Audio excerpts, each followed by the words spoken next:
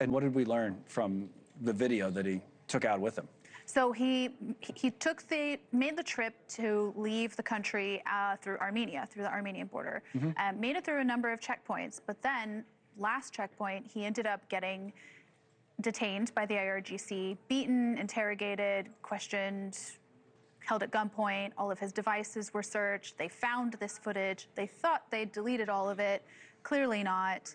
But the plot twist is that, I mean, this is somebody who ran for office as a Republican in South Carolina. They found pictures of him with Mark Sanford. He worked on Mark Sanford's presidential campaign. Oh, okay. And so he had the kind of all the hallmarks of somebody who you would have thought would have been like a gold mine hostage for them, quite frankly.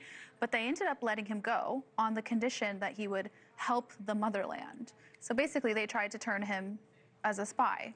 So, and he used that to get out? Is that what? Of course, he said whatever he was going to say to be able to get out. And wow. They told him, you can't talk about this. He agreed to not talk about what happened, but sat down with me for an exclusive interview and gave us all of his footage. It's crazy, isn't it? I mean, what did you learn, big picture, you know, about life inside of Iran during wartime, about the people of Iran from that conversation? What would you say? So one of the reasons he decided to take this risk and speak to me was because he's seeing that the reporting that Western media is getting and what they're putting out to the audience is essentially often regime propaganda. And people inside Iran, their voices are muzzled.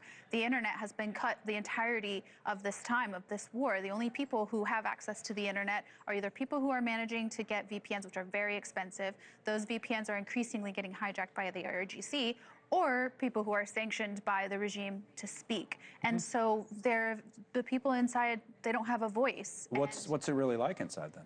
Well, I mean, of course, they are struggling under the bombs, but many of them actually do welcome this liberation. They have, you know, they've seen it as a liberation. Now, that being said, the issue with what some of the Donald Trump's rhetoric, you know, saying we're going to bomb the Iranians back to the Stone Ages where they belong. The Iranian people, particularly, you have to understand, like, they're currently experiencing massive amounts of trauma, so they increasingly have trouble actually differentiating between, okay, he means the regime, not the people. No, I was talking about that yesterday. We had a guy on, he's remarkable as well, who spent time in a prison in Iran, and I was talking to him about that exact thing because I thought about this interview I did in Dubai with this woman who had been a dissident and participated in the protests and described the situation exactly as you did, but of course this was a few weeks ago, and said we can't wait to go back there, or at least her friends and family could, and rise up again.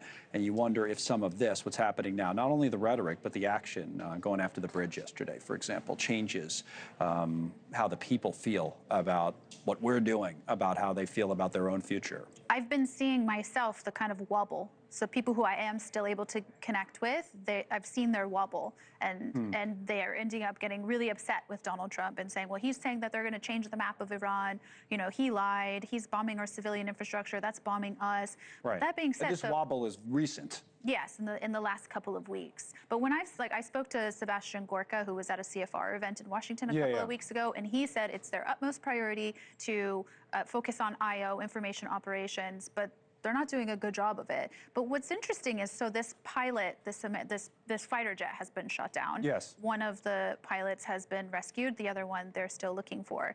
Already, memes have popped up on Iranian Twitter, and some of them look like they're coming from inside Iran, of people, Iranians sitting on the ground eating and having kebabs with what looks like an American fighter pilot. So they're making jokes about it already. For fake AI, whatever it is, probably, but your point is they're trying to get the propaganda out. No, this is the Iranian people who are basically saying, okay, we're being told to find this pilot and turn him in. They put that on TV. They literally put that on TV. Did. They had someone go, like an anchor, you know, not really an anchor, whatever, their state TV host, whatever you want to, and they said that. They basically put a bounty out. But the civilians are posting photos of them hanging out with the pilot and having kebabs in their family. So it's basically a signal like, we'll welcome the pilot. We're not going to hand him over to you. Oh, okay. Yeah, so there's still that.